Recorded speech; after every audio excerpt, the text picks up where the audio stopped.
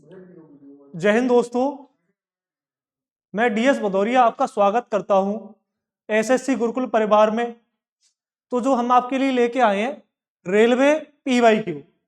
जैसा कि आपको पता है आपके होने वाले एग्जाम से रेलवे के कांस्टेबल्स एग्जाम की डेट आ चुकी है आपकी, और आपके आगे भविष्य में अप्रैल या मार्च में आपके एग्जाम होने जा रहे हैं। मार्च या अप्रैल में, हो सकता है मई में भी एग्जाम कंडक्ट हो सके आपके एनटीपीसी के एग्जाम्स। और उसके बाद आपके जो होने वाले एग्जाम्स है वो है ग्रुप डी के।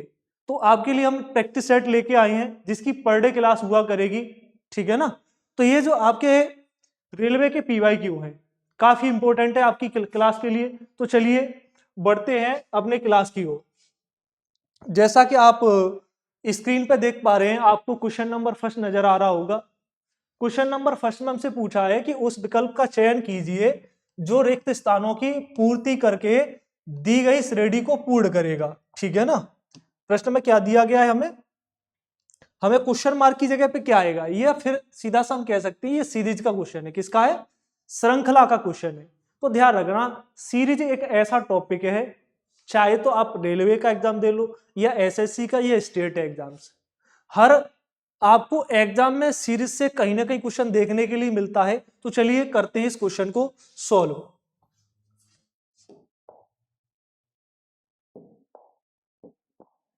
तो ये दिया है 3,4,0,9,-7। तो देखो ध्यान देना, सबसे पहले इनका अंतर लीजिए। तो यहाँ पे आप लोग देख पा रहे होंगे कि 3 और 4, 3 और 4 का अंतर कितना हो जाएगा, तो 1। 4 और 0 का अंतर, भाई 4 से 0 की तरफ जाओगे तो क्या करना पड़ेगा, -4 करना पड़ेगा। और 0 से 9 की तरफ जाओगे तो क्या करना पड़ेगा, +9।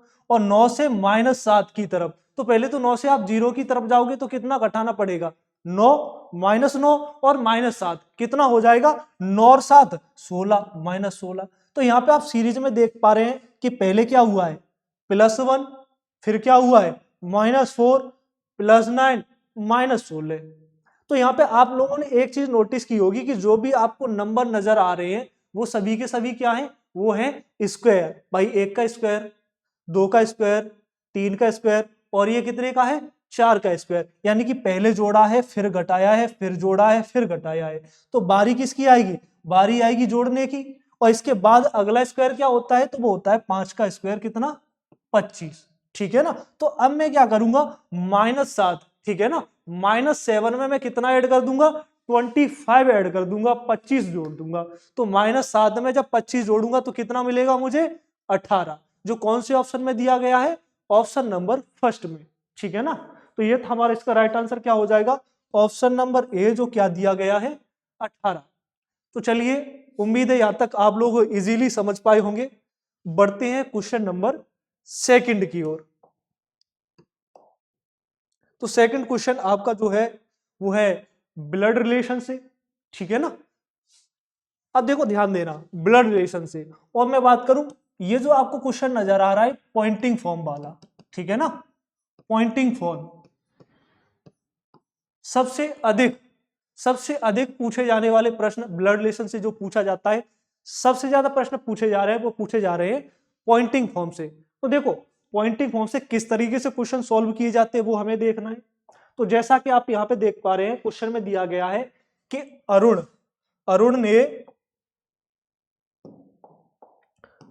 ने कहा दीपक की मां मेरे पिता की पत्नी की मां है, और तो बताना है दीपक का अरुण से क्या संबंध है। जब इस क्वेश्चन को आप सीधा पढ़ने का प्रयास करोगे या डायरेक्ट सॉल्व करने का प्रयास करोगे तो मैं क्या कह रहा हूं, ठीक है ना, आप एकदम डाउट में पड़ जाओगे। तब इस तरीके के क्वेश्चन कैसे सॉल्व करने होते हैं, ठीक है ना, क्योंकि एग्जाम टाइम पे जब एग्जाम हॉल में हम बैठे होते हैं तो वहां दिमाग पे प्रेशर कुछ अलग ही होता है, ठीक है ना, वो एक स्टूडेंट ही महसूस कर पाता है, ठीक है ना। तब हम कैसे सॉल्व करेंगे क्वेश्चन को वो देखना है। तो देखो जहां से पहले तो हमें देखना है कि कह कौन रहा है, तो कह रहा है अरुण ने कहा, तो भाई यहाँ पे कहने वाला व्यक्ति कौन है, तो वो है अरुण। तो ये लिखा हमने कौन, अरुण, अरुण बना लिया, ठीक है ना। अगर मेल है तो मेल को हम डिनोट कर देंगे ट्रायंगल से, अगर फीमेल होगा तो फीमेल को डिनोट कर देंगे हम सर्कल से, ठीक है ना। या फिर कहीं पे आप पढ़े होंगे तो मेल को आप प्लस से डिनोट करते होंगे और फीमेल को माइनस से, ठीक है ना। तो सबका पढ़ाने का तरीका अलग रहता है, कोई दिक्कत वाली बात नहीं, ठीक है ना। तो ये क्या है, अरुण। तो ये क्या है, एक मेल अरुण ने कहा, ठीक है, पहले तो मैं देख रहा है किसने कहा है, तो ये कहा है अरुण ने। अब क्या कहा है कि दीपक की मां, अब ये स्वयं की बात कहां से कर रहा है, मेरे पिता, ठीक है ना, कहां से बात कर रहा है, मेरे पिता। तो इसके पिता कहां होंगे, पिता इससे ऊपर वाली पीढ़ी में होंगे, तो ये रहे इसके पिता, ठीक है ना, मेरे पिता की पत्नी। अब इसके पिता की पत्नी ये बना दी। अगर मैरिड होंगे तो क्या है, बीच में सिंबल बना देंगे प्लस का, जिससे हम डिनोट कर पाए कि ये क्या है, मैरिड। तो इसके पिता की पत्नी होगी, और पत्नी की मां, तो इसकी मां कहां बना देंगे, इसके ऊपर। और ये जो मां है वो कौन है, वो है दीपक की मां। कौन है ये, दीपक की मां। तो ये दीपक की मां कब होगी, यही तो होगी, ये बन गया भाई दीपक, तो ये हो गई दीपक की मां। अब प्रश्न में हमसे पूछा क्या है कि दीपक का अरुण से क्या संबंध है। अब यहाँ पे भी बच्चा डाउट में पड़ जाता है, तो सिंपल सा फंडा है, क्या पकड़ लो, पॉइंट को पकड़ो। जिस शब्द के साथ में आपको का जुड़ा हुआ मिले, क्या मिले, का जुड़ा हुआ मिले, वही बताना है कौन लगता है। यानी दीपक कौन लगता है और किससे संबंध बताना है, किससे रिलेशन बताना है, हमें बताना है अरुण से, ठीक है ना। यानी कि दीपक कौन लगता है, अरुण का। तो भाई ये देखना है हमें, दीपक कौन लगेगा, अरुण का। तो यहाँ पे हम देख पा रहे हैं ये पिता, और पिता ये कौन हुई, माता, और माता का ये भाई है, ठीक है ना। तो ये क्या हो जाएगा, जो हमें सेकंड ऑप्शन में दिया है क्या है, माँ का भाई। तो इसका राइट आंसर क्या हो जाएगा, ऑप्शन नंबर सेकंड, जो क्या दिया गया है, माँ का भाई, ठीक है ना। उम्मीद है इस क्वेश्चन को आप इजीली समझ पाए होंगे। तो चलिए फिर बढ़ते हैं इससे आगे क्वेश्चन नंबर थर्ड की ओर। ये थर्ड क्वेश्चन आप देख पा रहे होंगे वेन डायग्राम से, ये आपका क्वेश्चन, ठीक है ना।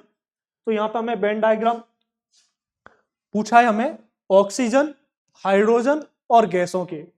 वेन डायग्राम का मतलब क्या होता है, यहाँ पे हमें कुछ शब्द दिए होते हैं, उन शब्दों को हमें सांकेतिक रूप में, ठीक है ना, सांकेतिक रूप में गोलों के द्वारा दर्शाना होता है, यही होता है हमारा वेन डायग्राम, ठीक है ना। तो हमें संबंध पूछा है ऑक्सीजन, हाइड्रोजन और गैस, इनमें संबंध क्या है। तो मैं कहूं, देखो वेन डायग्राम के क्वेश्चन को आप तब तक नहीं बना सकते जब तक आपको इन शब्दों के बारे में नॉलेज नहीं होगी। जैसे मैं कहूं कि हाइड्रोजन, तो आपको पता होना चाहिए क्या होती है, एक गैस होती है। ऑक्सीजन क्या है, आपको पता है क्या है, गैस होती है। और गैस तो जानते ही, गैस एक गैस है, ठीक है ना। तो इनके बीच हमें क्या है, रिलेशन बताना है, ठीक है ना। तो मैं कहूं ये पूरे में क्या हो जाएगी, ये रही गैस, और गैसों के अंतर्गत क्या आ जाएगी, एक में आ जाएगा हाइड्रोजन और दूसरे में क्या आ जाएगा, ऑक्सीजन। तो किस तरह से डायग्राम बनेगा, यानी एक गोला और उसके अंदर कितने गोले, दो गोले। शुद्ध भाषा में मैं क्या कहूं कि एक बड़ा गोला और उसके अंदर दो गोले, ठीक है ना। तो ऐसा हमें कौन सा ऑप्शन दिया गया है, ऑप्शन नंबर डी, यानी कि डी वाला दिया गया है। और डी ऑप्शन है किसमें, है ये फर्स्ट ऑप्शन में। देखो यहाँ पे एग्जाम में एक गलती और करता है बच्चा, क्या गलती करता है कि उसने देखा क्या है कि डी वाला फिगर सही है, और डी वाले फिगर के चक्कर में क्या है, वो डी ऑप्शन ही लगा देता है। सबसे बड़ी गलती एग्जाम में पता है क्या रहती है, कि उसने देखा कि डी वाली फिगर सही है, तो डी वाली फिगर सही है तो वो क्या है, डी ऑप्शन लगा देता है। लेकिन यहाँ पे सोचने वाली बात है कि जो डी फिगर दी गई है वो कौन से ऑप्शन में, वो है फर्स्ट ऑप्शन में। सबसे बड़ी गलती होती है वो होती है यहाँ से। तो इन चीजों का भी हमें ध्यान रखना जरूरी है। यहाँ पे हम क्वेश्चन करके भी गलत कर देते हैं बिना सावधानी की वजह से। अगर सावधानी बरतोगे तो ये क्वेश्चन गलत नहीं होगा, ठीक है ना। तो उम्मीद है यहां तक भी आप लोग इजीली समझ पाए होंगे। तो चलिए बढ़ते हैं नेक्स्ट क्वेश्चन की, क्वेश्चन नंबर फोर्थ की ओर। तो क्वेश्चन नंबर फोर्थ, ठीक है ना, दिया है कि सूचीबद्ध चार शब्दों में से तीन किसी तरह से संगत हैं और एक असंगत है, असंगत का चयन करना है, यानी कि फाइंड ऑड वन आउट, या फिर मैं कहूं क्लासिफिकेशन, वर्गीकरण। तो यहां पे हमें क्या है, जो चार ऑप्शन दिए गए हैं, चार शब्द दिए गए हैं, इनमें से तीन में किसी एक तरह का संबंध है, एक ऑप्शन क्या है, अलग है, वो हमें बताना है। तो पहला दिया गया है अफ्रीका, यूरोप, ऑस्ट्रेलिया और इंडिया।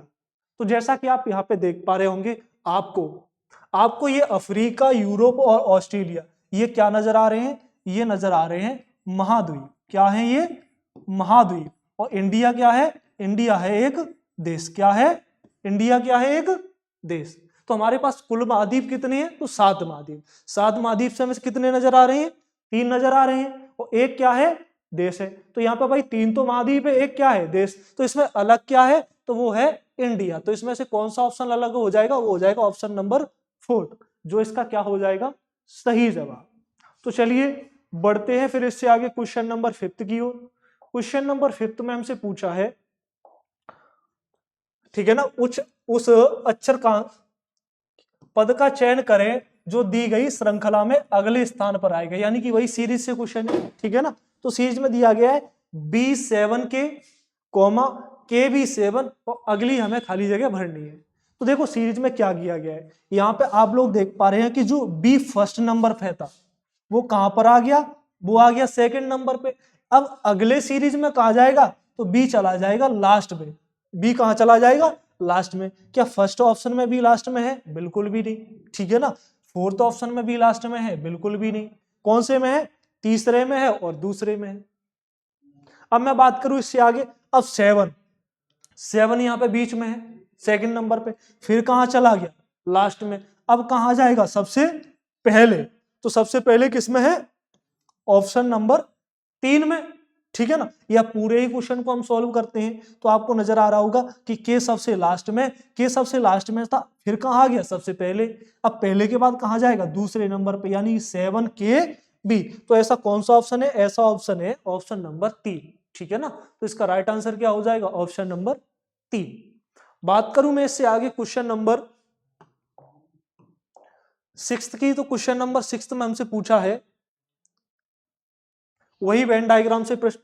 अब दिया है हमें पृथ्वी, देश और राज्य, अर्थ, कंट्री और स्टेट, इसके बीच हमें डायग्राम बताना है। तो मैं अभी आपको बता के आया कि डायग्राम का क्वेश्चन तब तक आप सॉल्व नहीं कर सकते जब तक उन शब्दों के बारे में आपको नॉलेज नहीं होगी। आपको पता होगा कि पृथ्वी क्या होती है, देश क्या होता है, राज्य क्या होता है, तभी इन क्वेश्चनों को सॉल्व कर सकते हो, ठीक है ना। तो जैसे मेरे को पृथ्वी, देश और राज्य, तो मेरे को ये पूरी की पूरी रही कि ये क्या है, ये पूरी हो गई पृथ्वी और पूरी की पूरी पृथ्वी, ठीक है ना। अब पृथ्वी के अंतर्गत क्या आ जाएगा, देश, तो भाई पृथ्वी के अंतर्गत क्या आ गया, देश। और देश, पूरे देश के अंतर्गत क्या आ जाएंगे, राज्य। तो इस तरह का डायग्राम कौन से में दिया गया है, इस तरह का डायग्राम दिया गया है फर्स्ट, ठीक है ना। यानी कि एक गोले के ऊपर दूसरा गोला और दूसरे के ऊपर तीसरा, यानी कि सारी की सारी, सारे के सारे राज्य किसके अंतर्गत आ जाएंगे, देश। और पूरे देश किसके अंतर्गत आ जाएंगे, पृथ्वी के अंतर्गत। तो ऐसा कौन सा ऑप्शन दिया गया है, ऑप्शन नंबर ए, ठीक है ना। तो उम्मीद है इस क्वेश्चन को भी आप इजीली समझ पाए होंगे। तो चलिए फिर बढ़ते हैं इससे आगे क्वेश्चन नंबर 7 की ओर, ठीक है ना। तो जैसा कि आप यहाँ पे भी देख पा रहे होंगे, ठीक है, यहाँ पे भी वेन डायग्राम से क्वेश्चन पूछा गया है। अब दिया गया हमें समांतर चतुर्भुज, ठीक है ना, और समचतुर्भुज, वर्ग और समलंब, ठीक है ना। अब देखो ध्यान रखना, मैंने अभी भी आपको बताया कि तब तक आप इन प्रश्नों को नहीं सॉल्व कर सकते जब तक आपको इन शब्दों के बारे में जानकारी नहीं होगी। तो मैं कुछ समांतर चतुर्भुज, तो सबसे पहले हम यही जानते हैं, थोड़ा सा पहचानेंगे कि समांतर चतुर्भुज होता क्या है, ठीक है ना। बाकी तो आप जो है मेंसुरेशन में पढ़ोगे ही कि समांतर चतुर्भुज क्या होता है, सभी तरह के चतुर्भुज पढ़ोगे, समांतर चतुर्भुज, समचतुर्भुज, वर्ग, आयत, बहुत सारी चीजें पढ़ोगे मेंसुरेशन में। लेकिन हमें यहाँ पे केवल समझने की जरूरत है। तो चलिए मेरे को समांतर चतुर्भुज, तो समांतर चतुर्भुज थोड़ा सा आपको समझाने के लिए मैं बनाऊंगा, ठीक इसी तरीके से होता है, ठीक है ना। जो समांतर भुजाएं कैसी होती है, समान होती है, ठीक है ना। अब मैं बात करूं समचतुर्भुज की, तो समचतुर्भुज भी आपने देखा होगा, ठीक इसी तरीके से होता है। ये क्या होते हैं, इसके विकर्ण होते हैं D1 D2 D3 D4, ठीक है ना। और मैं बात करूं जो है समचतुर्भुज हो गया, और वर्ग, भाई वर्ग तो बच्चा भी बता देगा, हर किसी को पता होता है, ठीक है ना, कि चारों भुजाएं समान हो और प्रत्येक अंश, प्रत्येक कोण कितने अंश का होना चाहिए, 90 अंश का होना चाहिए। और कैसी आकृति है, द्विविमीय आकृति, क्योंकि हम ज्यादा टाइम नहीं लेंगे यहाँ पे, ठीक है ना। हमें मेंसुरेशन नहीं पढ़ना, केवल क्या है, वेन डायग्राम के क्वेश्चन को सॉल्व करना है। और दिया ये समलंब, या फिर मैं कहूं समलंब चतुर्भुज, ठीक है ना, समलंब चतुर्भुज, ठीक है ना, ट्रेपजॉइड। अब समलंब चतुर्भुज किस तरीके का होता है, ठीक है ना, तो उसको भी मैं डिनोट कर देता हूं। ठीक, आपने देखा होगा इस तरह की आपको फिगर मिलती है समलंब चतुर्भुज की। अब इनमें क्या है, संबंध क्या है, रिलेशन क्या है, जिससे हम डायग्राम बना सकें, वेन डायग्राम बना सकें। तो यहाँ पे आप लोग देख पा रहे होंगे, ठीक है ना, ये एक ऐसी फिगर है, ठीक है ना, जिसमें क्या है, भुजाएं कैसी है, समान है। भुजाएं कैसी हैं, समान है। लेकिन मैं बात करूं समलंब चतुर्भुज की, भाई ये भुजा तो समान है, क्या ये भुजा समान है ये वाली? तो बिल्कुल भी नहीं। इन तीनों आकृतियों की, किसकी? समांतर चतुर्भुज की, सम चतुर्भुज की और जो है वर्ग की, इनकी भुजाएं कैसी हैं? आपस में समांतर है, ठीक है ना। तो ये आपस में समांतर है तो ये कहां जाएंगे? एक पार्ट में चली जाएंगे। और मैं बात करूं ये क्या है? समलंब चतुर्भुज, क्या इसकी भुजाएं समांतर हैं? तो बिल्कुल भी नहीं। समांतर नहीं है तो ये कहां चला जाएगा? अलग चला जाएगा। और ऐसी हमें कौन सी आकृति दी गई है? तो ऐसा दिया गया है हमें फोर्थ ऑप्शन में, ठीक है ना। ऐसा डायग्राम किसमें दिया गया है? फोर्थ ऑप्शन में। तो इसका राइट आंसर क्या हो जाएगा? Option number 4। ऐसे ही मैं बात करूं इससे आगे क्वेश्चन नंबर 8 की, तो क्वेश्चन नंबर 8 में हमसे पूछा है, वही सीरीज से क्वेश्चन है, CHDEJF। तो भाई CHDEJF अगले हमें बताना है कि क्या आएगा। तो देखो यहाँ C से E में कैसे बढ़ोतरी हुई है, 2 नंबर आगे गया है, CDE +2 किया गया है। तो यहाँ पे भी हम क्या कर देंगे? +2 कर देंगे। और भाई E में +2 करोगे तो आपको क्या मिलेगा? G मिल जाएगा। नेक्स्ट की बात करूं, H से J कैसे बना? +2 करके। तो यहाँ पे भी मैं क्या कर दूंगा? J में +2 कर दूंगा। और J में +2 करूंगा तो क्या मिल जाएगा? L। भाई J का प्लेस कितना होता है? 10। 10 में 2 जोड़ दूंगा तो 12। या फिर सीधा सा आप जोड़ सकते हो कि J के बाद K और K के बाद क्या आ जाएगा? L। ऐसे ही मैं बात करूं तीसरे लेटर की, तो D के बाद क्या बना है? F। यहाँ पे भी क्या किया गया है? +2, ठीक है ना। और F के बाद भी मैं क्या कर दूंगा? यहाँ पे भी +2 कर दूंगा। तो F में +2 करूंगा तो क्या मिल जाएगा हमें? H। क्या मिल जाएगा? H। तो इसका राइट आंसर क्या हुआ? GLH। और ऐसा कौन सा ऑप्शन है? Option number 3। कौन सा है ऐसा? ऑप्शन नंबर 3, जिसमें दिया गया है GLH। तो इसका राइट आंसर क्या हो जाएगा? Option number 3 GLH। ऐसे ही मैं बात करूं इससे आगे क्वेश्चन नंबर 9 की, तो क्वेश्चन नंबर 9 में हमसे पूछा गया है सिलोगिज्म से क्वेश्चन है। किससे क्वेश्चन है? सिलोगिज्म से। और देखो मैं बात करूं भाई सिलोगिज्म की, तो कोई भी तो आप या स्टेट एग्जाम दे लो या एसएससी एग्जाम्स दे लो या रेलवे, ठीक है ना। आपको 100% प्रत्येक प्रत्येक क्वेश्चन पेपर में, ठीक है ना, प्रत्येक क्वेश्चन पर पेपर में आपको 100% आपको एक से ज्यादा भी क्वेश्चन देखने के लिए मिल सकते हैं। किससे? सिलोगिज्म से। यहां से आने की क्वेश्चन हमें आना ही आना रहता है। तो यहाँ पे दिया गया है कुछ लड़के क्रिकेटर हैं और कुछ लड़कियां क्रिकेटर हैं। ये क्या है? हमें कथन दिया गया, निष्कर्ष दिया है कि सभी लड़कियां क्रिकेटर हैं और कुछ क्रिकेटर लड़कियां हैं। अब इस क्वेश्चन को हम 2 तरीके से सॉल्व कर सकते हैं, एक तो वेन डायग्राम से और एक विदाउट वेन डायग्राम, जो तरीका रहता है जिसको कहा जाता है 150 से, ठीक है ना, 150 वाला मेथड। तो हम दोनों तरीके से क्वेश्चन को सॉल्व करके देखेंगे, ठीक है ना। अब देखो दिया है कुछ लड़के क्रिकेटर हैं, तो पहले हम इसको वेन डायग्राम से सॉल्व करते हैं, ठीक है ना। तो मेरे को कुछ लड़के क्रिकेटर हैं, तो मेरे को ये रहा लड़के, और कुछ की बात कर रहा है तो कुछ लड़के, ये रहा क्रिकेटर। अगले कथन में दिया गया है कि कुछ लड़कियां क्रिकेटर हैं, ठीक है ना, तो कुछ लड़कियां क्रिकेटर हैं, तो ये बना दिया मैंने लड़कियां। डायग्राम कंप्लीट हो चुका है। अब केवल हमें प्रश्न का जवाब देना है। प्रश्न में दिया गया है निष्कर्ष में कि सभी लड़कियां क्रिकेटर हैं। क्या यहां से आपको सभी लड़कियां क्रिकेटर नजर आ रही हैं? तो आप कहोगे कि बिल्कुल भी नहीं, सभी लड़कियां तो क्रिकेटर नहीं नजर आ रही है, क्या है, केवल कुछ लड़कियां क्रिकेटर नजर आ रही हैं। तो क्या ये सही है? तो बिल्कुल भी नहीं सही है, गलत हो गया। दूसरा निष्कर्ष दिया गया है कि कुछ क्रिकेटर लड़कियां हैं। क्या ऐसा कहना सही है? कुछ क्रिकेटर लड़कियां हैं, तो हाँ कहना सही है। तो ये क्या हो गया? सही। यानी कि यहाँ पे क्या है? निष्कर्ष नंबर 2 कैसा है? सही है। तो ये तो हमने क्या किससे सॉल्व किया? इसको वेन डायग्राम से। अब इसको 150 वाले मेथड से भी सॉल्व करके देखते हैं, ठीक है ना। अब देखो यहाँ पे कहोगे कुछ लड़के, तो कितना नंबर दोगे इसको? 50। अब 50 नंबर कैसे दिया जाता है? भाई देखो मैं क्या कह रहा हूं, ये मैं आपको करा रहा हूं प्रैक्टिस सेट, ठीक है ना, प्रीवियस ईयर क्वेश्चंस। अब बेसिक से आपको तब लेके जाता जब मैं आपको थ्योरी पढ़ाता या प्रॉपर टॉपिक स्टार्ट करता, ठीक है ना।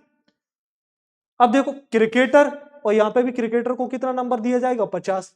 और जो लोग पढ़ चुके होंगे कैसे नंबर देना है, ठीक है ना, उन्हें कोई समस्या नहीं होगी। अगर जिनको समस्या है तो वो डायग्राम से देख सकते हैं, ये बेसिक है, ठीक है ना। अब कुछ लड़कियां यहाँ पे कितना 50 नंबर और क्रिकेटर तो 50 नंबर।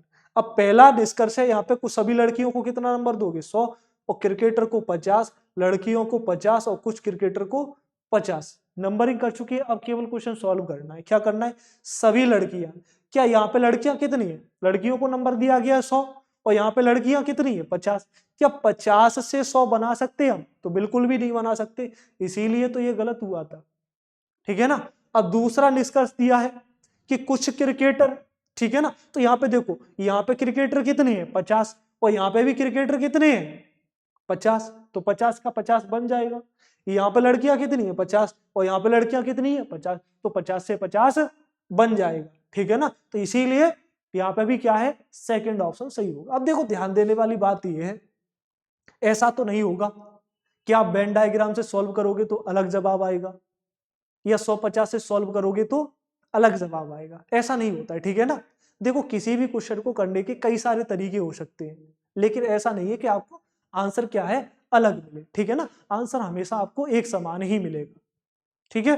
तो चलिए यहाँ पे क्या है, केवल सेकंड निष्कर्ष अनुसरण करता है, या तो कौन सा जवाब देंगे, ऑप्शन नंबर सेकंड, केवल निष्कर्ष सेकंड पालन करता है, ओनली कंक्लूजन, ठीक है ना, ओनली कंक्लूजन सेकंड फॉलो, ठीक है ना। तो कौन सा ऑप्शन हो जाएगा, ऑप्शन नंबर सेकंड।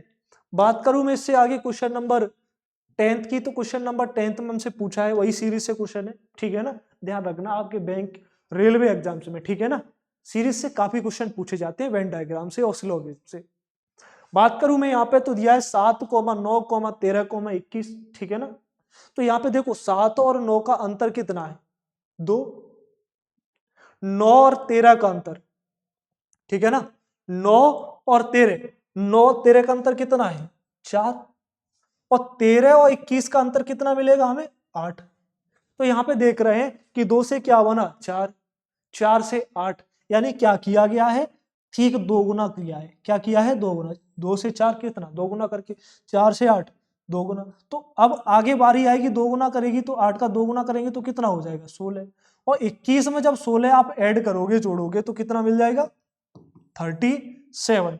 37 कौन से ऑप्शन में, वो दिया गया ऑप्शन नंबर 4 में, ठीक है ना। तो इसका राइट आंसर क्या हो जाएगा, ऑप्शन नंबर 4 37। ऐसे ही मैं बात करूं इससे आगे क्वेश्चन नंबर 11 की, तो क्वेश्चन नंबर 11 में हमसे पूछा है, वही स्लोगिज्म से क्वेश्चन है, ठीक है ना। दोनों तरीके से कर सकते हो क्वेश्चन को, वेन डायग्राम से विदाउट वेन डायग्राम। तो यहाँ पे दिया गया कुछ लड़के पक्षी, ठीक है ना। तो मैं पहले डायग्राम बनाता हूं, तो ये रहा कुछ लड़के पक्षी, ठीक इसी तरीके से डायग्राम बनेगा। और अगला दिया है सभी पक्षी पशु, ये सभी के सभी पक्षी क्या है, सभी के सभी पक्षी पशु, वेन डायग्राम बन चुका है। अब प्रश्न का जवाब देना है, प्रश्न में पूछा है कि कुछ लड़के पशु, ठीक है ना, क्या ऐसा कहना सही है कि कुछ लड़के पशु होंगे, तो एकदम बात सही है। यहाँ पे भी हमें दिखाई दे रहा है कि कुछ लड़के क्या है पशु हैं, और यहाँ पे मैं बात करूं कुछ पशु लड़के हैं, क्या ये भी कहना सही है कुछ पशु लड़के हैं, तो ये भी कहना सही है, क्योंकि डायग्राम ही ठीक इसी तरीके का है, तो ये भी क्या है सही है। यानी कि दोनों निष्कर्ष क्या है अनुसरण करते हैं, ठीक है ना, या पालन करते हैं। तो ऐसा कौन सा है, ऐसा ऑप्शन दिया गया है 4th, ठीक है ना, जिसपे दिया गया है निष्कर्ष फर्स्ट और सेकंड दोनों पालन करते हैं, या फिर मैं कहूं अनुसरण करते हैं। तो इसका राइट आंसर हुआ ऑप्शन नंबर 4th। बात करूं मैं इससे आगे क्वेश्चन नंबर 12 की, तो क्वेश्चन नंबर 12 में हमसे पूछा गया है, ठीक है ना, कि किसी कूट भाषा में, कोडिंग डिकोडिंग से क्वेश्चन है, प्राइम को KIRNV लिखा जाता है, प्राइम को क्या लिखा जाता है, प्राइम को लिखा गया है KIRNV,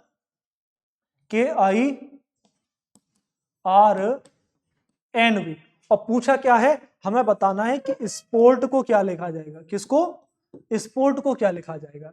तो यहाँ पे आप देख पा रहे होंगे प्राइम, प्राइम से क्या बना है KIRB, तो किस तरीके से बना गया भाई, P का क्या बन गया K, R से क्या बना I से क्या बना R, M से क्या बना N, और E से क्या बना P।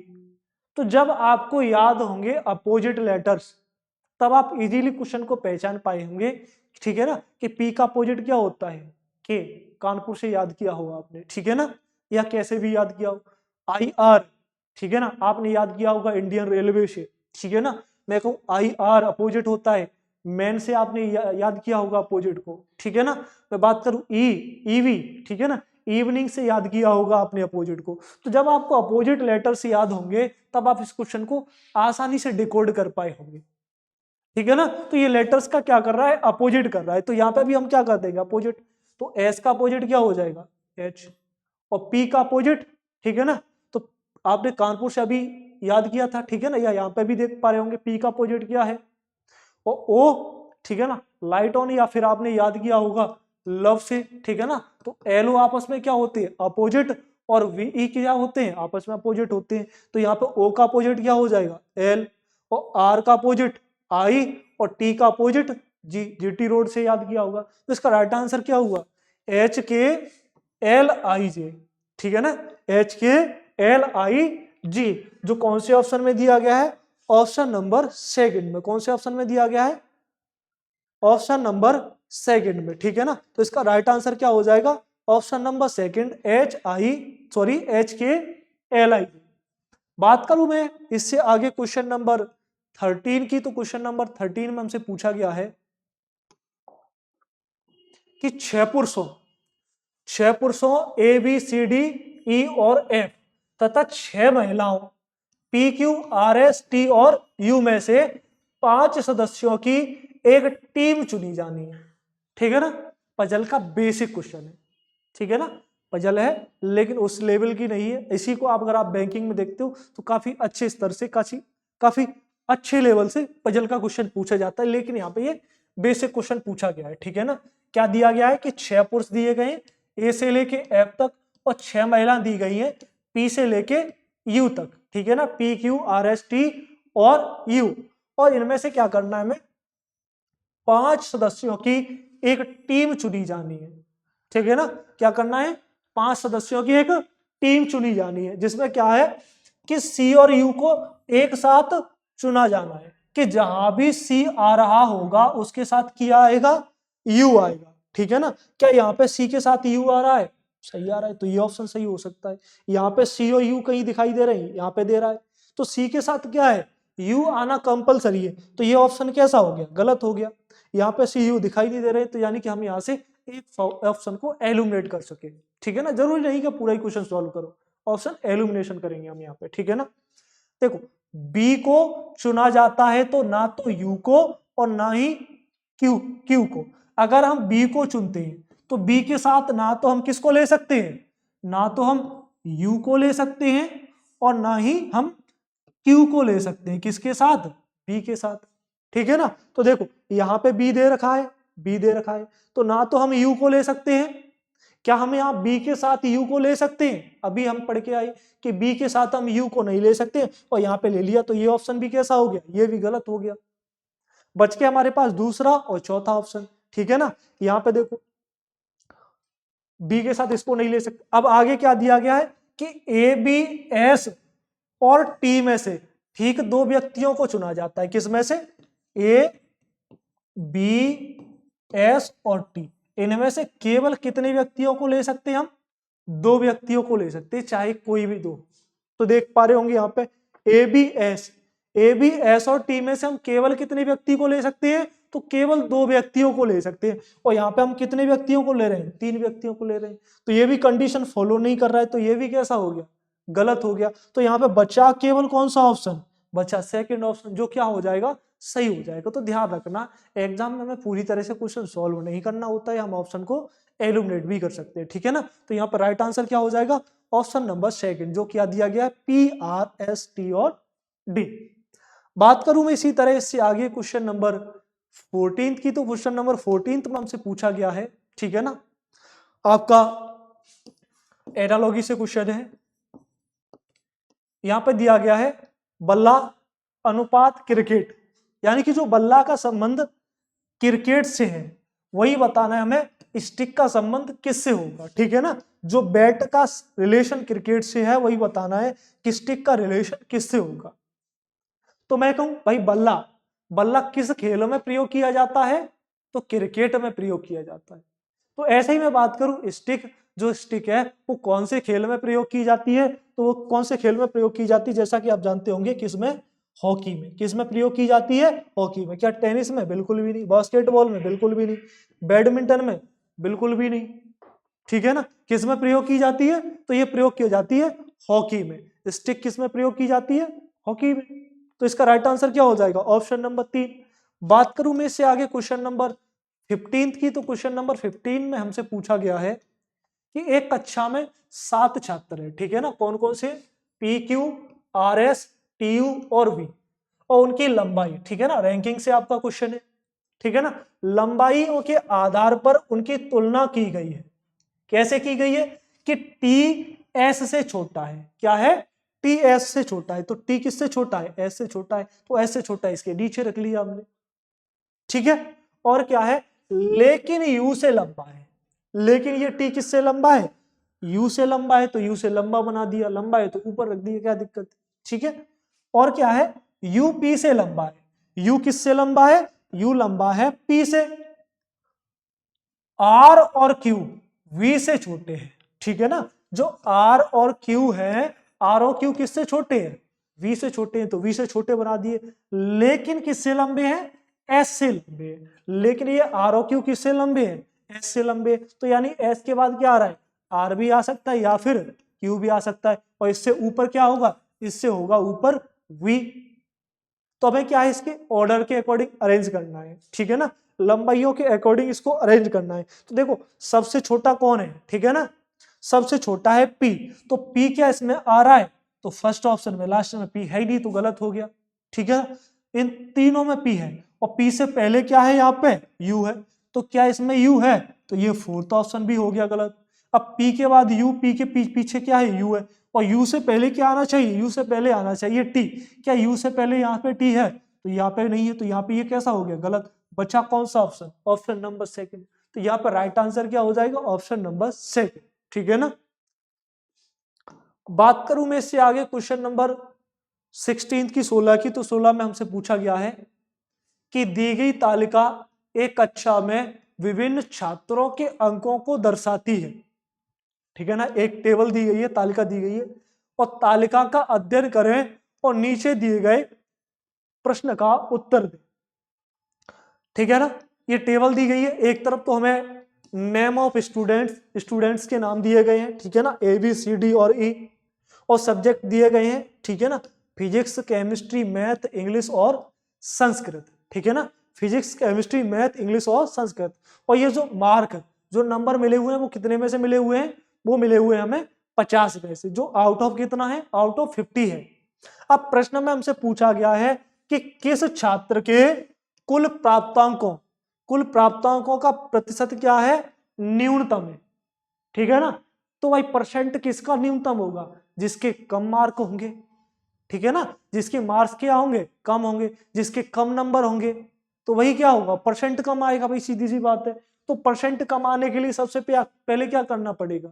जो भी इनके मार्क्स हैं उनको हमें क्या करना पड़ेगा?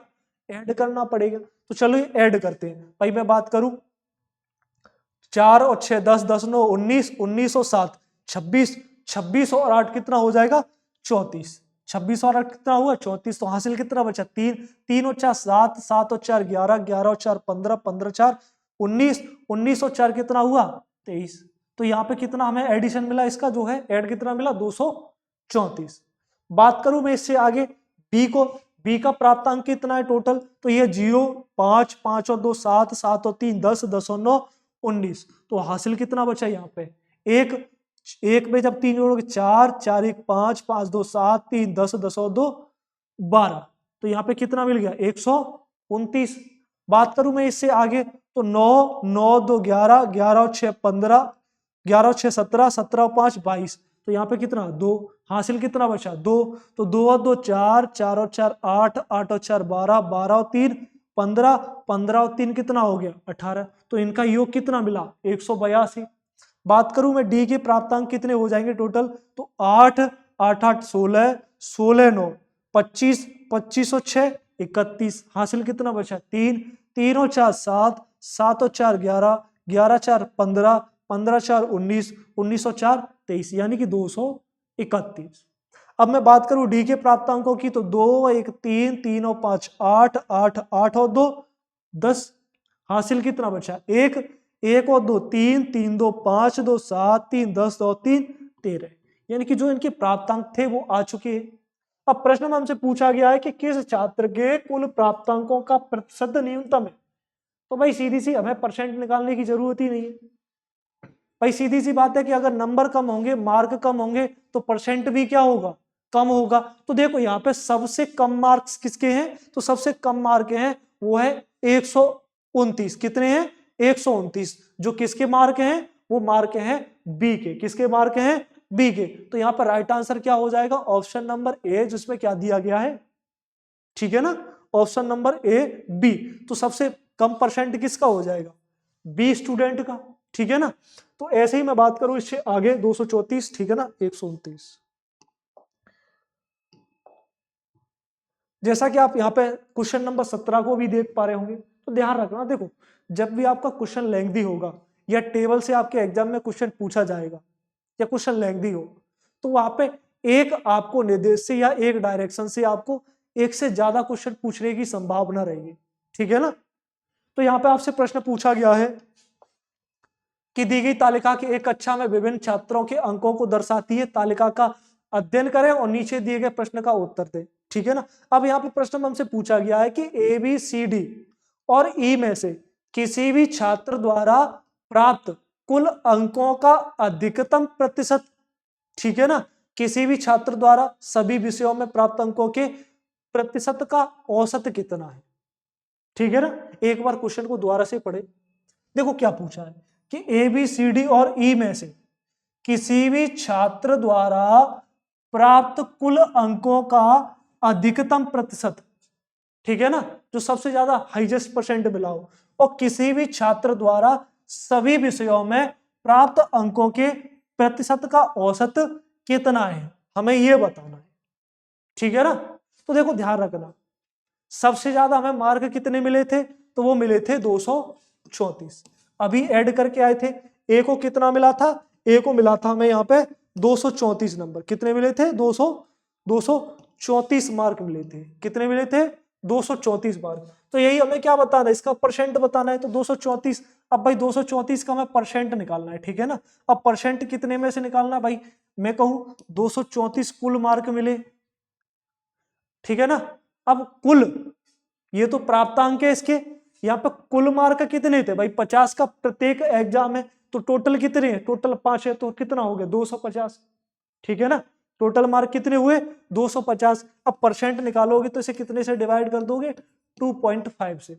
जब यहाँ से 2.5 से इसको डिवाइड करोगे तो यहाँ से पॉइंट हटा दोगे तो 0 लगा दोगे भाई। इसको डिवाइड करोगे यहाँ से तो 5 से इसको भाग कर दोगे तो 5 बच जाएगा, और 5 से इसको भाग करोगे तो 5 चौके 20, 3 और 34 हो गया, और 5 छक्के 30 बचा 4 हो गया 40, और 5 अट्ठे 40। यानी अब 5 को डिवाइड करना है कितने से, 468 से, ठीक है ना। अब 5 से इसको डिवाइड किए तो भाई 5 से 9 कितना, 45, बच्चा 1, बच्चा कितना, ये 8 यहाँ से आ गया। तो अब ये 5 थी भाई 15, कितना बना 3। अब यहाँ पे आगे भाग नहीं जाएगा तो यहाँ पे हम क्या लगा लेंगे, दशमलव लगा लेंगे या पॉइंट लगा लेंगे, और यहाँ पे क्या बढ़ा लेंगे हम, 0। अब क्या ये 5 से 30 पूरा डिविजिबल है, डिविजिबल है, तो कितनी बार डिवाइड जाएगा, तो ये जाएगा 6 बार। तो यानी कितना आ गया 93.6%। और ऐसा कौन से ऑप्शन में दिया गया है, ऑप्शन नंबर फर्स्ट में। कौन से ऑप्शन में दिया गया है, ऑप्शन नंबर फर्स्ट में। तो इसका राइट आंसर क्या हो जाएगा, राइट आंसर हो जाएगा ऑप्शन नंबर फर्स्ट, 93.60%। ऐसे ही मैं बात करूं इससे आगे क्वेश्चन नंबर 18 की, क्वेश्चन नंबर 18 की। तो क्वेश्चन नंबर 18 में हमसे पूछा गया है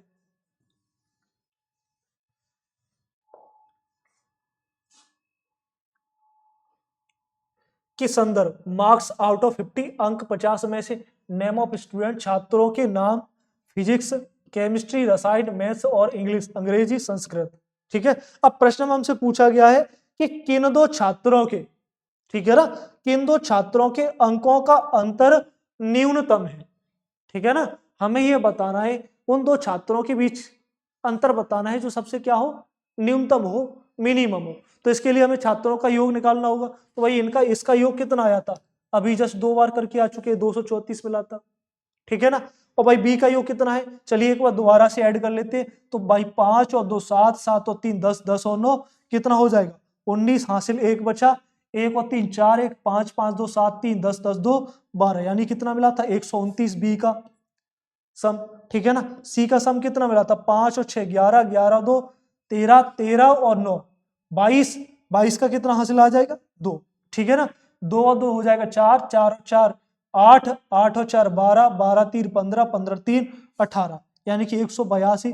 और डी का हमें योग कितना मिला था, डी का सम कितना मिला था, तो 6 और 9 15, 15 और 8 23, 23 और 8 31, 31, इसके लिए हासिल कितना बचेगा एक, 31 का एक हासिल, अच्छा 3, 3 और 4 7, 7 और 4 11, 11 और 4 15, 15 और 4 19, 19 और 4 23, कितना हो गया 231। और डी का हमें सम कितना मिला है, तो 2, 2 और 5 7, 7 1 8, 8 और 2 10, कितना हुआ 10, हासिल कितना बचा 0, 0, हासिल कितना बचा 10 के लिए 0, हासिल कितना बचा 1, 1 और 2 3, 3 2 5, 5 और 2 7, 7 और 3 10, 10 और 3 13, यानी कि इसका सम कितना मिल गया हमें 130, कितना मिल गया 130। अब यहाँ पे आप लोग देख पा रहे होंगे, ठीक है ना, एक बार इसको दोबारा से ऐड करोगे 2 1 3, 3 2 3, 3 और 5 8, 8 और 2 10, ठीक है ना, 130 ही होगा।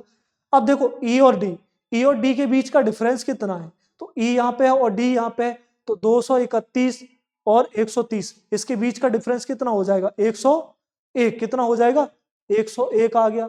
अब यहाँ पे ए और डी के बीच के डिफरेंस की बात करूं तो ए और डी के बीच डिफरेंस कितना है 231, 234, कितने का डिफरेंस है 3 का डिफरेंस है। और बी और सी के बीच कितने का डिफरेंस है, तो बी और सी के बीच यहाँ पे देख पा रहे होंगे 182 और 29, तो 129 को 150 तक ले जाओगे तो कितना मिल जाएगा आपको 21, और 21 और 32 यहाँ से मिल जाएगा, तो कितने का हो जाएगा 53 का डिफरेंस, कितने का है 53 का भाई अंतर यहां से मिल गया। और बी और ई के बीच कितने का डिफरेंस है, तो 129 और 130, कितने का डिफरेंस है 1 का। अब बताना में क्या है कि सबसे न्यूनतम सबसे मिनिमम, तो भाई सबसे मिनिमम क्या है 1 का डिफरेंस है, और 1 का डिफरेंस वो किसके बीच है बी और ई के बीच, तो इसका राइट आंसर क्या हो जाएगा कि बी और ई, क्या हो जाएगा बी और ई, जिसके बीच क्या है न्यूनतम अंतर है, क्या है मिनिमम डिफरेंस है, ठीक है ना। तो इस तरीके से आप इजीली क्वेश्चन को सॉल्व कर पाएंगे। बात करूं मैं इससे आगे क्वेश्चन नंबर 19 की, क्वेश्चन नंबर 19 की, तो क्वेश्चन नंबर 19 में हमसे पूछा गया है कि यदि हम सभी 5 विषयों के आधार पर छात्रों को रैंक प्रदान करते हैं और फिर हम उन्हें केवल भौतिकी, रसायन और गणित विषयों के आधार पर रैंक प्रदान करते हैं, तो दोनों मामलों में रैंक व्यवस्था किस प्रकार होगी।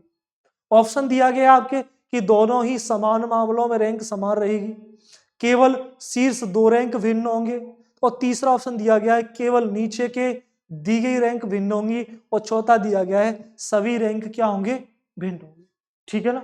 तो प्रश्न हमसे पूछा गया है, देखो दोबारा से कह रहा है कि यदि आप सभी 5 विषयों के आधार पर छात्रों को रैंक प्रदान करते हैं, ठीक है ना, तो सबसे पहले हमने जोड़ा था ए, इसका हमें जो है योग कितना मिला था 234, ठीक है ना, और बी के अंकों को जोड़ा था तब हमें कितना मिला था 5 और 2 7 3 10, 10 9 19, हासिल बचा 1, ठीक है ना, 3 5 और 2 7, 7 3 10, 10 9 19, हासिल कितना बचा 1, 1 और 3 हो गया 4, 4 1 5, 5 2 7, 7 3 10, 10 9 10 और 2 12, यानी कि 129। और भाई सी का योग कितना मिला था 9 2 11, 11 6 15, 11 6 17, 17 और 5 22, हासिल बचा 2, 2 और 2 4, 4 और 4 8, 8 और 4 12, 12 3 15, 15 3 18, 182। और डी का योग हमें मिला था 8 और 8 16, 16 25, 25 और 6 31, यानी कि हासिल बचा 3, 3 और 4 7, 7 और 4 11, 11 और 4 15, 15 4 19, 19 और 4 23, 231, और इनका योग हमें मिला था 2 1 3, 3 और 5 8, 8 और 2 10, हासिल बचा 1, 3 3 2 5, 5 2 7, 7 और 2 10, 10 और 3 13, यानी कि 130। अब प्रश्न हमसे कह रहा है कि सभी 5 विषयों के आधार पर छात्रों को रैंक प्रदान करते हैं, ठीक है ना। तो चलिए पहले इनको रैंक देते हैं। तो भाई सबसे पहले रैंक किसको मिलेगी, 5 रैंक है 1 2 3 4 5, तो सबसे फर्स्ट रैंक किसको मिलेगा फर्स्ट रैंक मिलेगा ए को। अब इसके बाद कम नंबर किसके हैं? तो इसके बाद कम नंबर है वो है 2 से 31, वो है डी के। तो दूसरा रैंक मिला किसको? डी को। और तीसरा रैंक किसको मिला? तो वो है 182 नंबर, किसको? सी को। और इसके बाद रैंक किसको मिला? तो वो मिला ई को। और ई के बाद रैंक किसको मिला है? बी को। अब प्रश्न में हमसे कहा है कि उन्हें केवल रैंक देनी है, वो हमें देनी है भौतिकी के आधार पर, रसायन के आधार पर और गणित के। पहले तो सभी 5 विषय थे। अब जो रैंक काउंट करनी है वो किसके आधार पर करनी है? वो करनी है 3 विषयों। वो कौन कौन से? फिजिक्स, केमिस्ट्री और मैथ के अकॉर्डिंग। तो भाई इनका सम कर लेते हैं, ठीक है ना। तो 9 7 16, 16 और 8 24, कितना मिला? 24। 24 के लिए हासिल कितना बचा? 2, 2 और 4 6, 6 और 4 10, 10 और 4 14, यानी कि हो गया 144। क्या हो गया? 144, इसका सम मिला। बात करूं मैं यहाँ पे 2 और 3 5, 5 और 9 14, हासिल बचा 1, 1 3, 3 और 3 6, 6 और 2 8, कितना हो गया? 84। यहाँ पे मैं बात करूं 2 और 6 8, 8 और 5 13, हासिल बचा 1, 5 5 और 3 8, 8 और 3 11, 113 यहाँ से मिल जाएगा। 8 और 9 17, 17 और 6 23, हासिल कितना बचा? 2, 2 और 4 6, 6 और 4 10, 10 और 4 14, यहाँ से मिला हमें 143। और यहाँ से मिलेगा 5 और 2 7, हासिल कोई नहीं बचेगा। तो 2 और 3 5, 5 और 3 8, यानी कि यहाँ पे हमें सम मिल गया 7। अब इनको भी हमें रैंक देनी है। तो भाई सबसे ज्यादा नंबर किसके हैं? तो ए के हैं। तो भाई फर्स्ट रैंक इसको ही मिली है, कोई दिक्कत नहीं। इसके बाद कम नंबर किसके हैं? तो वो नंबर है 143, जो किसके हैं? डी के हैं। तो भाई सही है। इसके बाद मैं बात करूं इससे कम नंबर किसके हैं? 113 नंबर हैं, वो किसके हैं? सी के हैं। और इसके बाद कम नंबर किसके हैं? 87 हैं, तो वो किसके हैं? ई के हैं। और इसके बाद सबसे कम नंबर है तो वो किसके हैं? बी के। तो यहाँ पे भी देख रहे हो कि रैंक कैसी है। जब हम 3 विषयों को जोड़ रहे हैं, फिजिक्स केमिस्ट्री और मैथ को, तब भी रैंक कैसी मिल रही है? समान मिल रही है। जब हमने सभी 5 विषयों को जोड़ा तब भी रैंक कैसी मिल रही है? समान मिल रही है। तो यहाँ पे हम जवाब देंगे कि दोनों ही मामलों में रैंक कैसी रहेगी? समान रहेगी, ठीक है ना। दोनों ही मामलों में कैसी रैंक रहेगी? समान रहेगी। तो इसका राइट आंसर हो जाएगा ऑप्शन नंबर फर्स्ट, दोनों ही मामलों में रैंक क्या होगी? समान। बात करूं मैं इससे आगे क्वेश्चन नंबर 20 की, तो क्वेश्चन नंबर 20 में हमसे पूछा है, वही सीरीज से क्वेश्चन है, M and O P H I J K. तो देखो एम से एच कैसे बना होगा, थोड़ा सोचोगे कि एम से एच कैसे बना होगा। तो भाई एम का प्लेस 13 और एच का प्लेस होता है 8, तो 13 से 8 बनेगा कैसे? 5 घटा के, ठीक है। एन से आई कैसे बना होगा? तो एन का प्लेस 14, आई का हो गया 9, तो 14 से 9 कैसे बना होगा? 5 घटा के। और ओ से जे, ओ का प्लेस 15, जे का 10, तो क्या किया? -5। अब भाई पी से के, पी का प्लेस कितना होता है? 16, के का कितना होता है? 11, तो इसमें भी क्या कर देंगे? -5 कर देंगे, -5 कर देंगे। तो सब में ये क्या घटा रहा है? 5 5 घटा रहा है। तो ऐसे ही हम यहाँ पे कर देंगे भाई, एच में से 5 घटाएंगे तो क्या बचेगा? भाई एच का प्लेस 8, 8 में से 5 जाएगा तो क्या बचेगा? 3, और 3 पे कौन सा लेटर आता है? सी। आई का प्लेस कितना हो गया? आई का प्लेस होता है 9, और 9 में से जब 5 को माइनस कर देंगे, 9 में से 5 को उठा देंगे तो क्या बचेगा? 4, और 4 पे कौन सा लेटर आता है? डी आता है, ठीक है ना। और जे में से जब 5 घटाएंगे, जे का प्लेस 10, 10 में से 5 जाएगा, 5 बचेगा, 5 पे आता है ई लेटर। और मैं बात करूं के का प्लेस 11, और 11 में से हम इसको माइनस कर देंगे कितने को? 5 को, तो बचेगा 6, ठीक है ना। और 6 पे कौन सा प्लेस आता है? तो वो आता है एफ, यानी कि C D E F. C D E F जो कौन से ऑप्शन में दिया गया है? Option number 3, C D E F, ठीक है। तो इसका राइट आंसर हुआ ऑप्शन नंबर 3। बात करूं मैं इससे आगे क्वेश्चन नंबर 21 की, तो क्वेश्चन नंबर 21 में हमसे पूछा गया है, कोडिंग रिकॉर्डिंग से क्वेश्चन है कि क्रैक्स को क्या लिखा है इसने? D Q B B L R. Cracks को क्या लिखा है? D Q B B L R, ठीक है ना। तो हमें क्या बताना है? स्प्राउट, स्प्राउट को क्या लिखा जाएगा? SPROUT। तो देखो ध्यान दो यहाँ पे, भाई सी से डी कैसे बना होगा? +1 करके। आर से क्यू कैसे बना?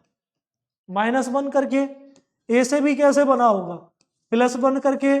सी से बी -1, के से एल +1 और S से R -1। तो भाई लॉजिक मिल गया। क्या कहा, पहले +1 और फिर -1, +1 -1। तो ऐसे ही हम यहाँ पे कर देंगे। तो सबसे पहले क्या करेंगे, +1 करेंगे। तो S में +1 करेंगे तो क्या मिल जाएगा, T मिल जाएगा। अब देखो फिर क्या करेंगे, -1 करेंगे, +1 करेंगे, -1 करेंगे, +1 करेंगे, लास्ट में क्या करेंगे, -1 करेंगे। और T में -1 करेंगे तो क्या मिलेगा, S मिल जाएगा, ठीक है ना। और P में -1 करेंगे तो क्या मिलेगा, O। और R में +1 करेंगे तो क्या मिलेगा, S। और O में -1 करेंगे तो क्या मिलेगा, N। और U में +1 करेंगे तो क्या मिलेगा, V।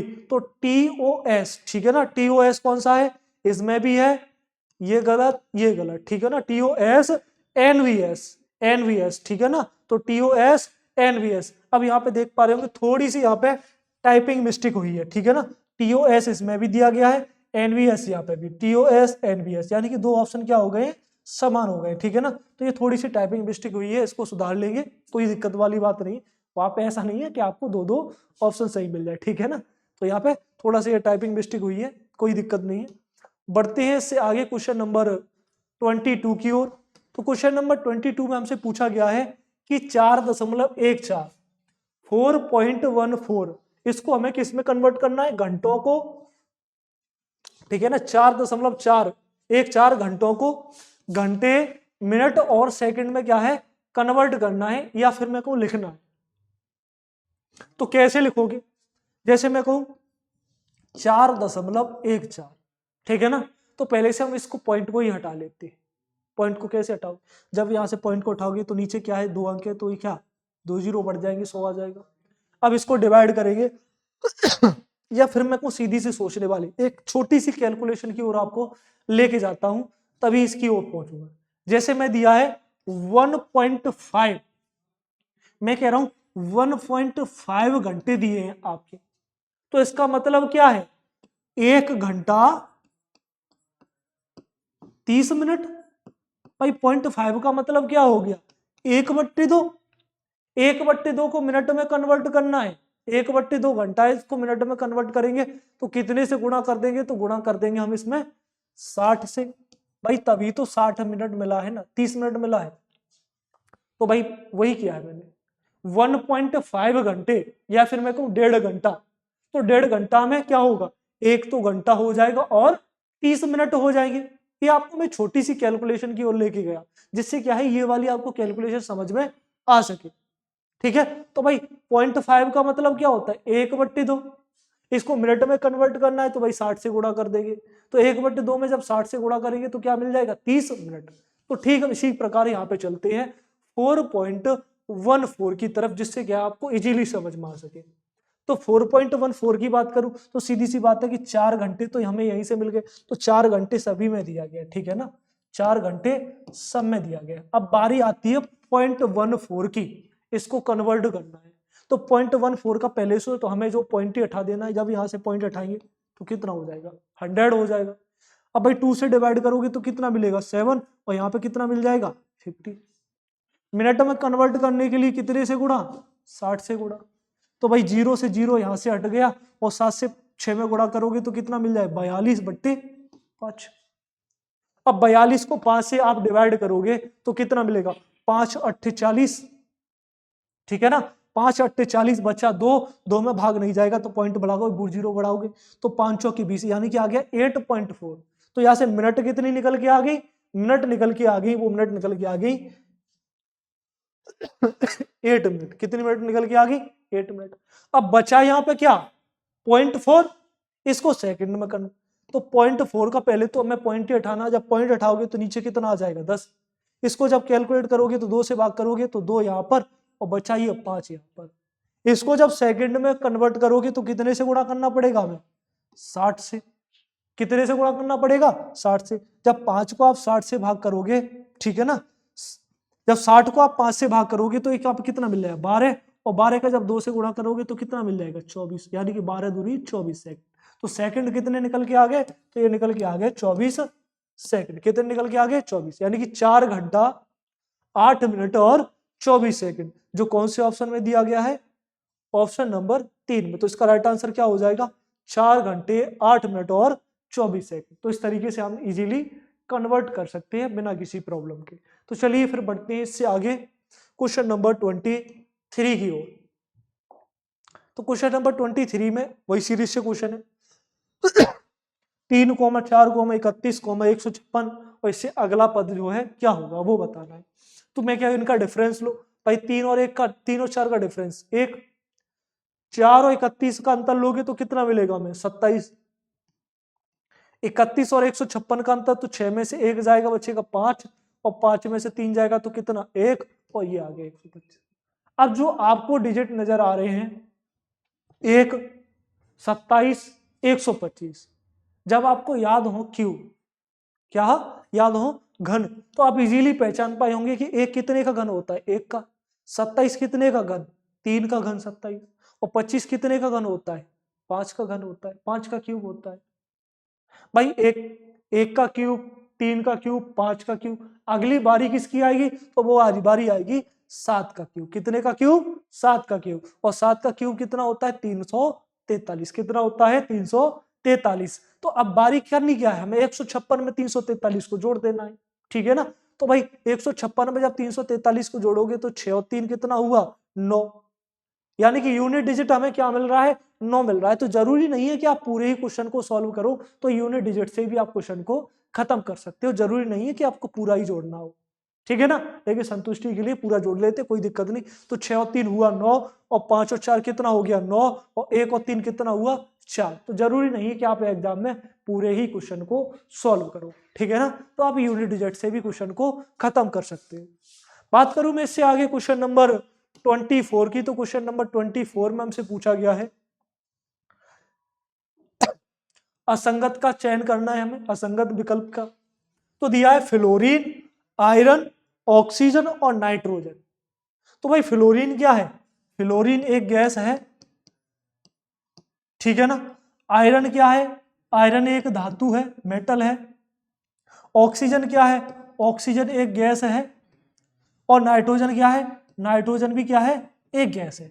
यानी कि जो 3 ऑप्शन नजर आ रहे हैं, ठीक है, वो एक समान है। वो क्या है 3 गैस है और एक इनमें क्या है धातु है। तो इनमें अलग ऑप्शन कौन सा हो जाएगा, वो हो जाएगा आयरन। या संगत कौन सा हो जाएगा तो आयरन। तो इसका राइट आंसर क्या हुआ ऑप्शन नंबर 2 आयरन।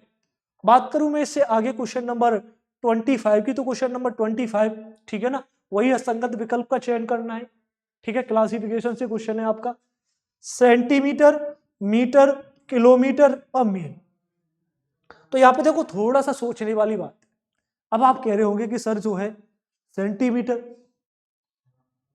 भाई दूरी तो इससे भी मापते हैं, मीटर इससे भी दूरी मापते हैं, किलोमीटर इससे भी दूरी मापते हैं, मील इससे भी दूरी मापते हैं। अब इसमें क्या अलग, तो देखो थोड़ा सा सोचने वाली बात है।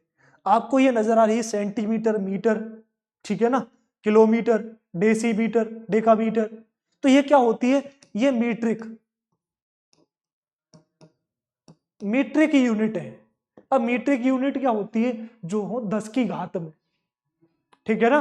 किसके घात में लिखी जाए, किसके फॉर्मेट में लिखी जाए 10 की घात के रूप में, ठीक है ना। जैसे मैं कहूं 1 मीटर, 1 मीटर में कितना होता है 100 सेंटीमीटर होता है, ठीक है ना। तो ये 10 के घात के रूप में लिखी जा सकती है, ठीक है ना। मैं बात करूं 1 किलोमीटर में कितने मीटर होते हैं तो 1000 मीटर होते हैं। क्या ये 10 की घात के रूप में लिखी जा सकती है, हाँ लिखी जा सकती है। क्या मील को हम 10 की घात के रूप में लिख सकते हैं, तो बिल्कुल भी।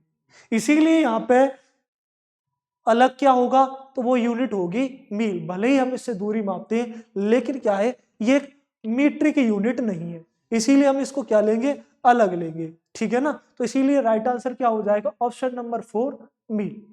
बात करूं मैं इससे आगे क्वेश्चन नंबर 26 की। तो क्वेश्चन नंबर 26 ये भी आपका जो है एनालॉगी से क्वेश्चन है। यहां पे हमें बताना है कि श्रीलंका अनुपात द्वीप समानुपात भारत। तो क्वेश्चन यानी कि श्रीलंका का संबंध जो द्वीप से है वही भारत का संबंध किससे होगा। तो देखो आपने अक्सर नोटिस किया होगा, श्रीलंका का जब मैप देखा होगा तो श्रीलंका जो है चारों तरफ से घिरा हुआ है, किससे समुद्र से। किससे घिरा हुआ है, समुद्र से घिरा हुआ है। तो ध्यान रखना जो कोई भी भूमि हो, कोई भी लैंड का पार्ट हो, ठीक है ना, अगर चारों तरफ से पानी से घिरा हो तो उसको हम क्या कहते हैं, उसको हम कहते हैं द्वीप कहते हैं। अब भारत की मैं बात करूं तो भारत का जब आप मैप देखते होंगे, ठीक है ना, तो भारत का जो मैप है, ठीक है ना, ये तीनों, ये कितने तरफ से, ये तीन तरफ से, ठीक है ना, कितनी तरफ से, तीन तरफ से ये किससे घिरा हुआ है, पानी से घिरा हुआ है।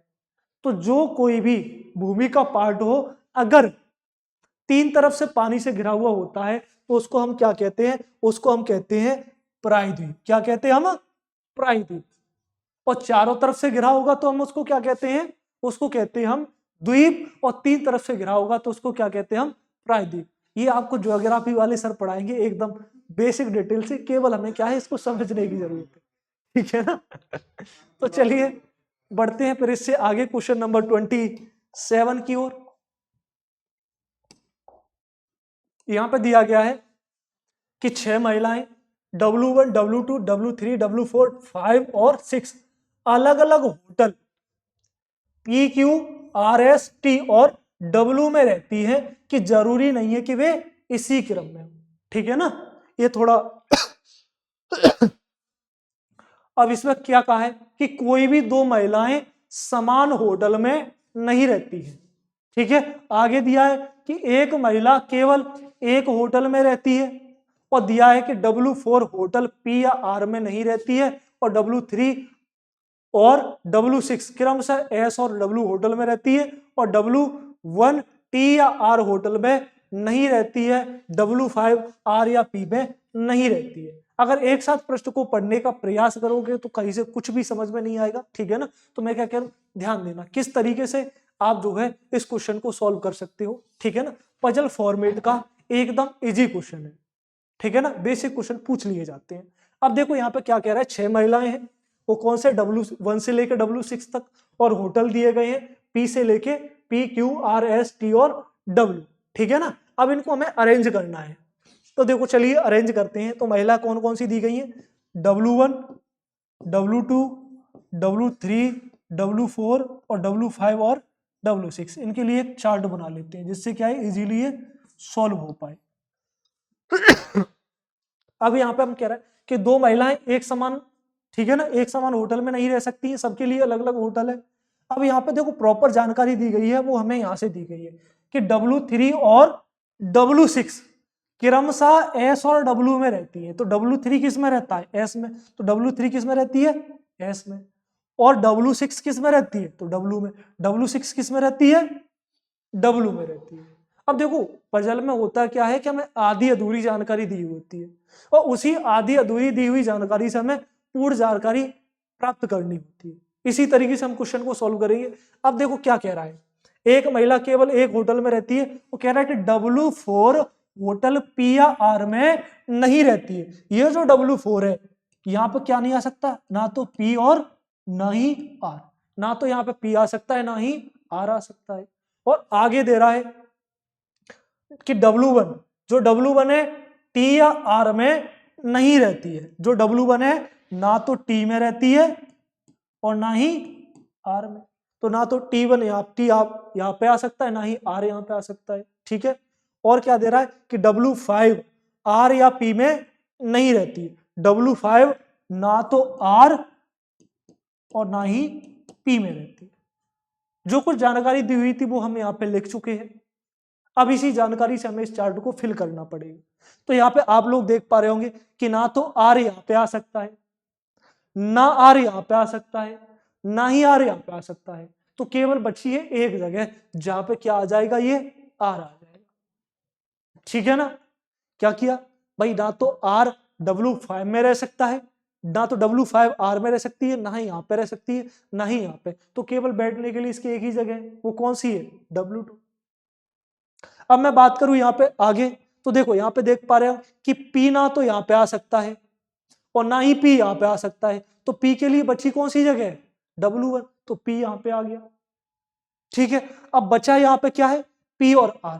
अब देखो कौन कौन से होटल थे, P Q R, ठीक है ना, P Q R S T और W। देखो P आ चुका है, ठीक है, आ चुका है, R आ चुका है, आ चुका है, ठीक है ना, डब्ल्यू आ चुका है, बचा कौन सा, क्यू, एस और टी, ठीक है ना, एस भी आ चुका है, बचा कौन सा, क्यू और टी। अब इसको हमें फिल करना है, तो यहाँ पे आप लोग देख पा रहे होंगे एस और टी। अब ध्यान देखना, अब हमारे पास प्रॉपर जानकारी नहीं है, तो एस भी आ सकता है यहाँ पे और टी भी आ सकता है, यहाँ पे एस भी आ सकता है और टी भी आ सकता है, क्योंकि हम यहाँ पे प्रॉपर डिफाइन नहीं कर सकते कि एस ही आएगा या फिर टी ही आएगा। तो अब केवल प्रश्न का जवाब देना है। प्रश्न में हमसे पूछा है कि निम्नलिखित में से महिला और होटल का कौन सा संयोजन निश्चित रूप से सही है, तो सारा संयोजन हम बना चुके हैं। तो दिया है कि W4 टी में रहती है, क्या W4 टी में रहती है, क्या प्रॉपर आप कह सकते हो कि W4 टी में रहती है, जरूरी नहीं है कि टी में ही रहती हो, वो एस में भी रह सकती है, क्योंकि यहाँ पे हम दोनों दिए, तो ये ऑप्शन कैसा हो जाएगा, गलत हो जाएगा। बात करूं मैं इससे आगे कि W5 टी में, क्या प्रॉपर बता सकते हो कि W5 टी में रह सकती है, तो नहीं बता सकते, वो टी में भी हो सकती है और एस में भी हो सकती है, तो ये भी कैसा हो गया, गलत हो गया। बात करूं मैं इससे आगे W1, क्या W1 पी में रह सकती है, तो भाई पी में रह ही रही है, पूरी तरह जानकारी हमें प्राप्त है कि W1 किस में रहती है, पी में रहती है, तो इसका राइट आंसर क्या हो जाएगा, ऑप्शन नंबर 3। ऑप्शन 4 को भी चेक कर लेते हैं, क्या W2 पी में रहेगा, तो बिल्कुल ही W2 किस में है, आर में, तो ये कैसा हो गया, ये भी गलत हो गया। तो यहाँ पर राइट आंसर क्या हो जाएगा, ऑप्शन नंबर 3, W1 किस में रहती है, पी होटल में। तो चलिए, उम्मीद है यहाँ तक आप इजीली समझ पाए होंगे। इसमें केवल जरूरत पड़ती है पजल में, जितना अभ्यास करोगे उतना अच्छे से क्वेश्चन को सॉल्व कर पाओगे। बात करूं मैं इससे आगे क्वेश्चन नंबर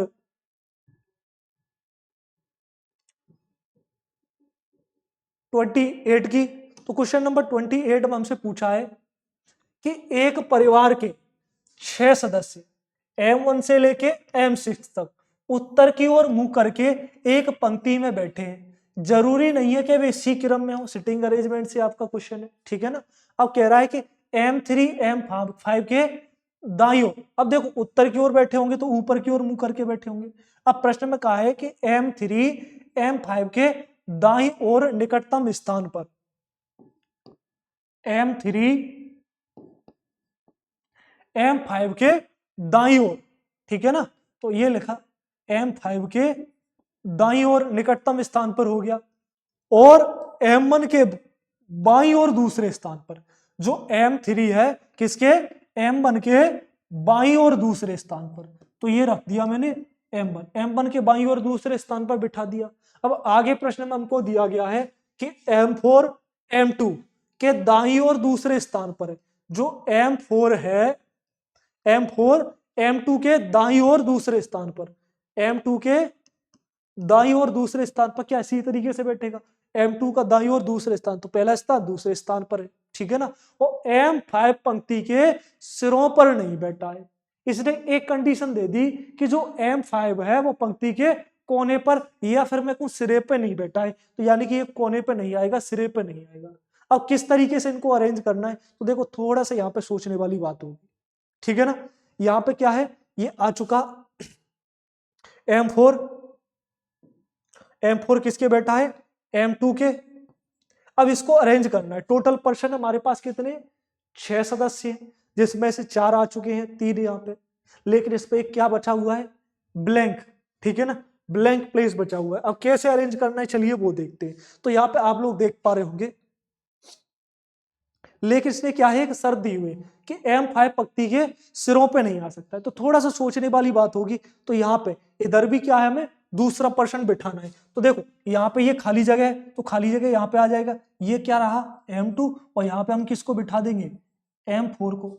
लेकिन यहाँ पे थोड़ा सोचने वाली बात है, अभी कितने लोग बैठे हुए हैं, 2 2 4 1 5, कितने बिठाने हैं हमें, 6 लोग बिठाने, कितने लोग बिठाने हैं, 6 लोग। अब इसने एक शर्त दी हुई थी कि M5 सिरे पर नहीं है, तो सिरे पर नहीं है तो इसके साइड में हम क्या बिठा देंगे, दूसरे व्यक्ति को बिठा देंगे। अब बचा कौन सा है, 1 आ गया, 2 आ गया, 3 आ गया, 4 आ गया, 5 आ गया, बचा कौन सा, 6।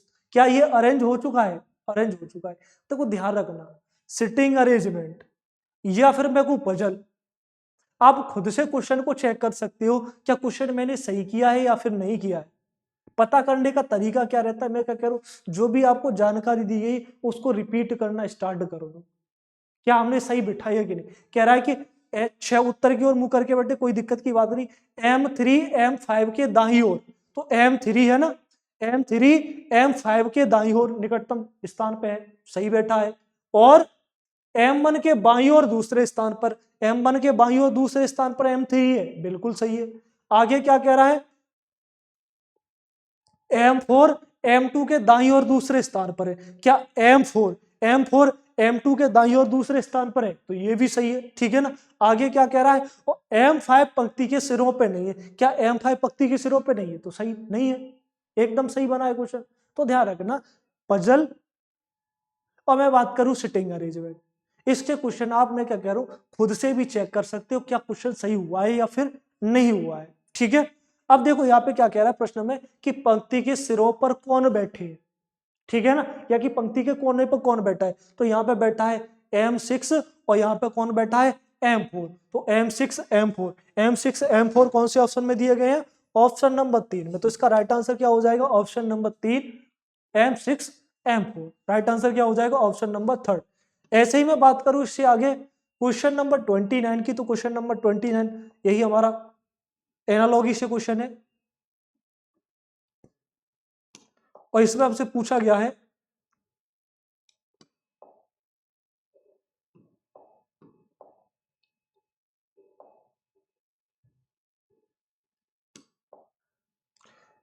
किलोग्राम द्रव्यमान, किलोग्राम मास और किलोमीटर क्वेश्चन मार्क, कि किलोग्राम का द्रव्यमान से क्या संबंध है, तो वही बताना है कि किलोमीटर का किससे संबंध होगा। तो थोड़ा सा यहाँ पे समझने वाली बात होगी कि द्रव्यमान, ठीक है ना, द्रव्यमान का मात्रक कौन होता है, किलोग्राम। तो ऐसे ही मैं बात करूं किलोमीटर, जो किलोमीटर मात्रक है वो किसका है, लंबाई का, बल का, समय का, या क्या बल का मात्रक है किलोग्राम, किलोमीटर बिल्कुल भी नहीं, समय का मात्रक है बिल्कुल भी नहीं, चाल का मात्रक है बिल्कुल भी नहीं। तो जो किलोमीटर मात्रक है वो किसका है, वो लंबाई का मात्रक है, किसका मात्रक है, लंबाई का मात्रक है। तो यहाँ पे क्या आ जाएगा, लंबाई, ठीक है ना। ये किसके मात्रक है भाई, द्रव्यमान, किलोग्राम, द्रव्यमान का मात्रक क्या होता है, किलोग्राम। ऐसे ही मैं बात करूं लंबाई का मात्रक क्या होता है, तो वो होता है किलोमीटर। तो इसका राइट आंसर क्या हो जाएगा, ऑप्शन नंबर ए, लंबाई, लेंथ। बात करूं मैं इसी तरीके से क्वेश्चन नंबर 30 की, क्वेश्चन नंबर 30 की, तो क्वेश्चन नंबर 30 ब्लड रिलेशन से क्वेश्चन है, ठीक है ना, वही पॉइंटिंग फॉर्म से क्वेश्चन है। हमसे पूछा है कि एक आदमी ने एक महिला से कहा, ध्यान रखना आपके क्वेश्चन पेपर में जो भी आप एग्जाम देने जा रहे हो आज के टाइम, सबसे ज्यादा क्वेश्चन पूछने की पॉसिबिलिटी रहती है, वो रहती है आपके पॉइंटिंग फॉर्म से। 80% पूछे जाने वाले क्वेश्चन है वो पूछे जाने वाले हैं पॉइंटिंग फॉर्म से, ठीक है ना। अगर आपको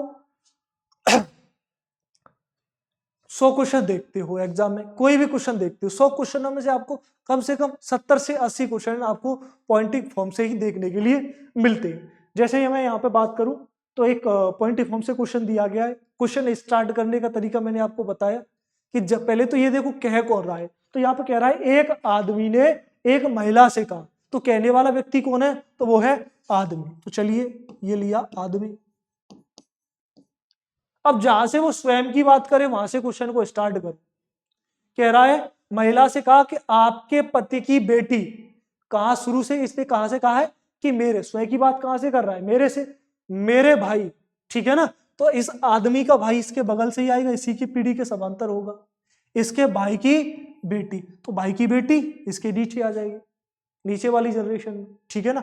भाई की बेटी कौन है, ये आपके पति की बेटी। और किसके बारे में बात कर रहा है ये, महिला के बारे में, आपके पति की बेटी। तो ये रही भाई महिला, महिला का पति ये हो जाएगा, पति की बेटी ये होगी, और ये कौन है, यही वाला पर्सन है कि नहीं, पति की बेटी, यही तो है।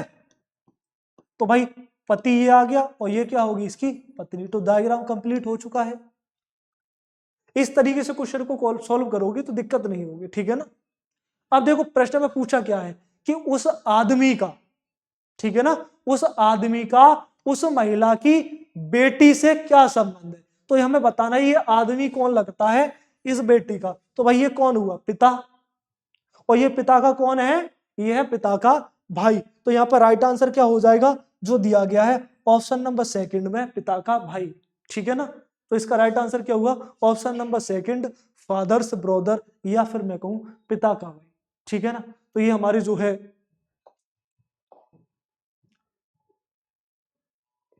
रेलवे पीवाई कुछ थे, इसकी आपकी पर डे क्लास हुआ करेगी। ठीक है ना, तो इसमें हम आपके लिए पर डे 30 क्वेश्चन, ठीक है ना, जो भी आपके रेलवे एग्जाम्स होने जा रहे हैं इन सभी के लिए काफी इंपॉर्टेंट रहेगी। तो चलिए बाकी आज की क्लास को हम जो है यहीं पे समाप्त करेंगे, बाकी आगे स्टार्ट करेंगे नेक्स्ट क्लास में। धन्यवाद।